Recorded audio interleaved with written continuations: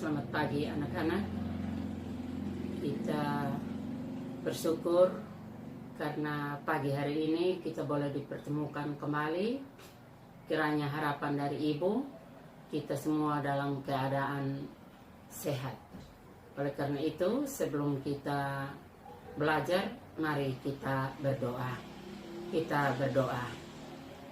Bapa dalam sorga, Bapa dalam Tuhan kami Yesus Kristus, kami bersyukur Tuhan karena hari ini kami boleh diberi kesempatan lagi untuk kami boleh melakukan proses belajar mengajar kami. Kiranya Tuhan boleh ada bersama dengan kami agar supaya apa yang kami belajar hari ini boleh menjadi berkat bagi kami semua dan juga bagi hormat dan kemuliaan nama Tuhan sendiri. Ini doa dan harapan kami Bapa, ampuni kami hanya di dalam nama Tuhan Yesus kami boleh berdoa dan mengucap syukur kepada Bapa di sorga. Amin. Anak-anak, hari ini kita membahas materi kita di dalam bab 4, yaitu tentang gereja yang bersaksi dan melayani di dunia. Nah, yang menjadi bahan Alkitab adalah Yohanes 15 ayat 18 sampai dengan 19, Kisah Para Rasul 1 ayat 6 sampai 8, dan Kisah Para Rasul 6 ayat 16. Yang menjadi kompetensi dasar kita adalah kompetensi dasar pertama adalah menghayati karya Allah dalam pertumbuhan gereja sebagai umatnya di dunia yang bergumul untuk menjadi saksi Kristus. Yang kedua, bersikap menghargai karya Allah dalam pertumbuhan gereja sebagai umatnya di dunia. Kemudian yang ketiga, memahami karya Allah dalam pertumbuhan gereja sebagai umatnya di dunia yang bergumul untuk menjadi saksi di dunia.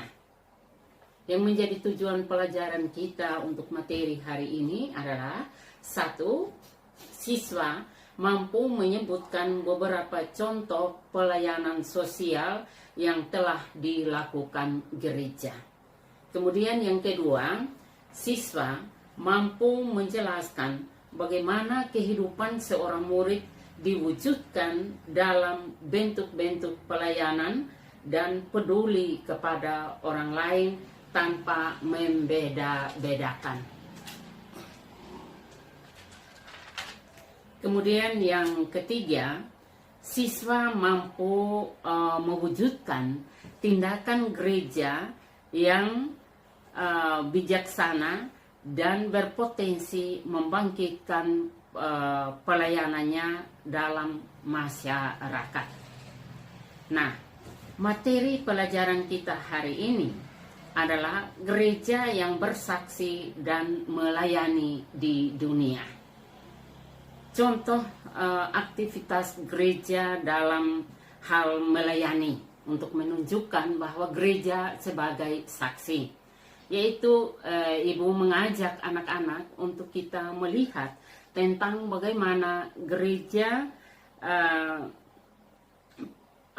Gereja Pentakosta Indonesia bagian barat pernah menampung pengungsi sekitar 1.150 orang yang mengalami bencana banjir di Jakarta pada Januari 2014. Kemudian yang kedua adalah Gereja Kristen Indonesia pernah membantu korban bencana tsunami di Aceh, itu pada 26 Desember 2004. Nah, itu bukti-bukti bahwa gereja menjadi saksi di dunia. Kemudian yang berikut, gereja yang bersaksi yang diberi dalam bahasa aslinya itu dikenal dengan marturia. Mari kita lihat apa arti saksi itu sendiri. Saksi, arti daripada saksi itu sendiri adalah orang yang mengetahui atau melihat persis akan peristiwa itu. Orang yang diminta untuk memberi keterangan yang benar. Jadi, menjadi saksi Kristus adalah menyampaikan apa yang diketahui tentang Kristus kepada orang lain. Contoh, dalam kata-kata, sikap, dan perbuatan yang baik.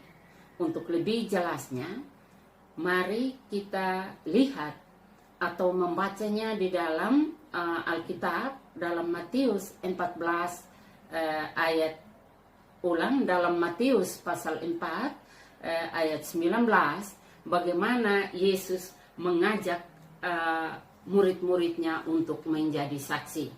Untuk lebih jelasnya, Ibu membacakan untuk kita semua.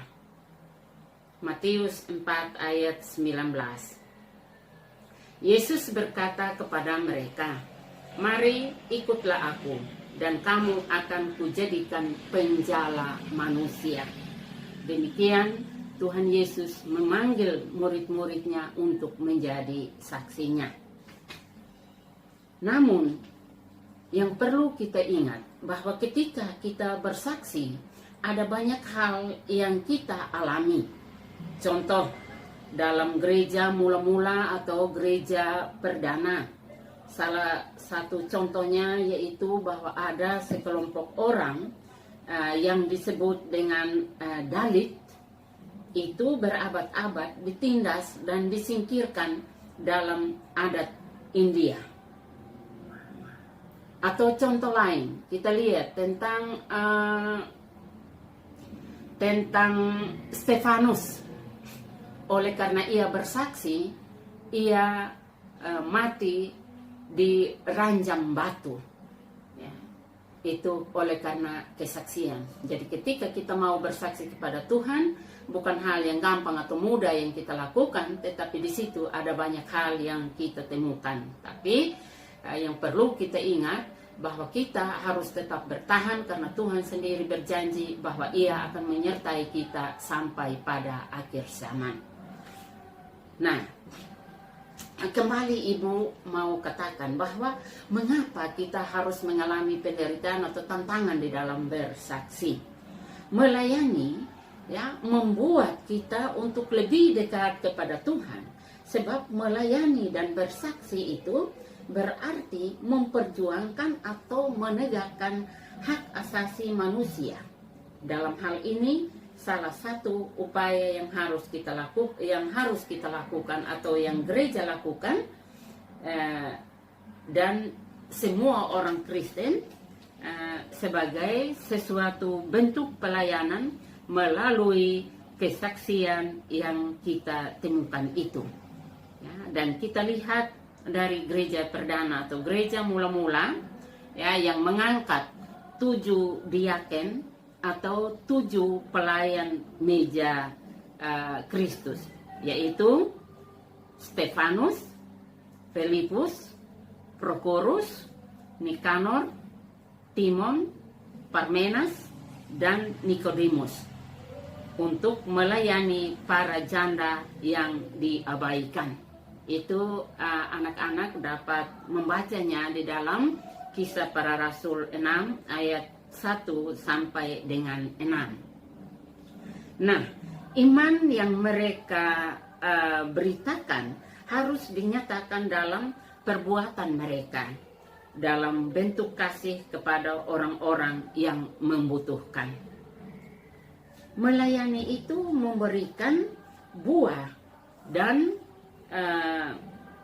bertindak membantu yang susah dan menderita. Karena pelayanan gereja semakin luas, seperti yang dilakukan oleh beberapa gereja melalui kegiatan bakti sosial kepada masyarakat. Jadi bersaksi menghidupkan sebuah berkat yang tidak mementingkan diri sendiri. Kekristenan jadi lebih luas daripada sekedar usaha yang Yesus lakukan untuk menebus kita, mengutus kita sebagai duta dan kasih-Nya untuk menayangkan orang-orang dengan kasih, untuk menjangkau orang-orang dengan kasih. Jadi, menjadi kesimpulan dari materi kita hari ini adalah tugas diakonia atau pelayanan dan martoria yang dikenal dengan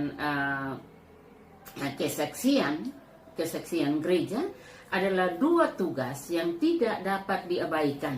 Keduanya adalah bagian yang tidak terpisahkan. Seorang Kristen sebagai murid Kristus, dengan kata lain menjadi murid Kristus, adalah selalu dituntut untuk melayani dan memberi kesaksian kepada dunia tentang apa yang dilakukan bagi umat manusia di seluruh alam semesta ini. Bersaksi ternyata tidak cukup hanya berkata-kata tentang arti keselamatan, melainkan bersaksi harus diwujudkan lewat perbuatan seperti menolong sesama agar mereka merasa arti kemerdekaan yang dikerjakan oleh Tuhan Yesus itu sendiri. Kemerdekaan itu harus dipahami bukan hanya dalam arti rohani seperti kebebasan dari dosa, melainkan juga kebebasan dari belenggu-belenggu yang menyebabkan orang menjadi lemah, bodoh, dan tidak berdaya, dan lain-lain. Nah, anak-anak, materi kita sampai di sini, dan untuk tugas kita yang anak-anak wajib kerjakan adalah tugas pertama adalah apa yang dimaksudkan dengan gereja yang bersaksi. Itu tugas pertama.